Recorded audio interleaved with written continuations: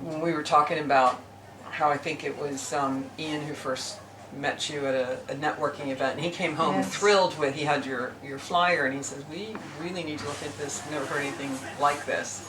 So we had all kinds of aches and pains and necks and shoulders, and everything was always hurting us. And so we've done a lot of body work and a lot of stretching, and Ian has done some Alexander and was aware of some movement therapy, but it was never really practiced or gotten into in any way. And so our thing was, we had to go to somebody to fix us when we were in pain. So yeah, we were talking about it earlier and saying how much of a surprise it was that there was something out there like this that we didn't know about, because we kind of fancied ourselves people who knew about things like this.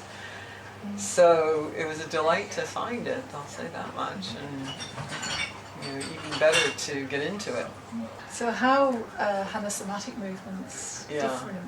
Well, the difference is that, I look at yoga and I say, well, pretty much yoga to me is a sport. I mean, there's certainly an aspect of mindfulness involved and philosophy for sure, but at the end of the day, the way yoga is practiced in the Western world, it's athletic, it's a sport, Hanasomatics to me is just teaching you how to use your body, or be aware of how to use your body, and then by using that awareness, learning how to live calmly, comfortably, and in my case with a bad neck, pain-free most of the time that I practice.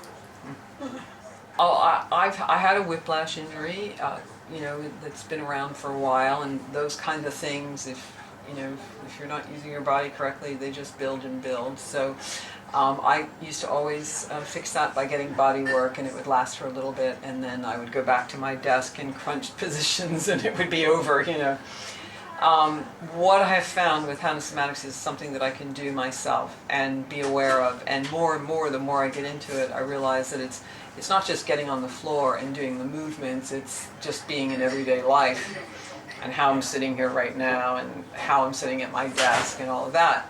And we always talk about how, if we had had this knowledge when we were younger, what our lives might be like today, or if we understood, what we were doing to our bodies in the past by sitting certain ways, repeating certain things, doing things in a way that was ultimately taking us further and further away from our true natural state, how different life would be. So it became really obvious that I could be the person who controlled my pain and my comfort through this. So we thought, why not bring it into the office environment? And first, just it was a little bit selfish in that we couldn't find time to necessarily come and have sessions all the time.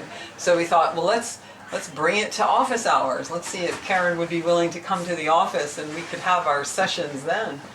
And what we realized was that it wasn't long before we realized just how beneficial it was to our employees too. So we usually once a week on Fridays we'll clear the deck, so to speak, and everybody gets on the floor and we look forward to it. We talk about Karen coming all week. We talk about her coming that morning. We talk about the idea. Sometimes we joke because we say, oh yeah, I'm gonna get a nap in today, because oftentimes that's what happens when we get down on the floor and do our movements, that someone will drift off into a sleep because it's what the body needs.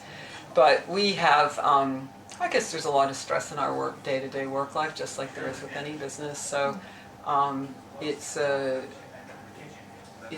help in that regard. We get these big awareness, big aha moments at the end, and everybody wants to share how they felt. And sometimes it's just a little joke about someone snoring, and then sometimes it's like, did you feel this? And when we were doing that, and and it's amazing to hear the differences in everybody's opinion. Not opinion, but what they really felt, and the experience. Their experience. That's what the word I was looking for, and because it seems to produce a very different experience in all of us, because we're all so different and what we've done is different. So it's kind of like a peeling back of the onion. I know you've used that expression yourself before, but it's very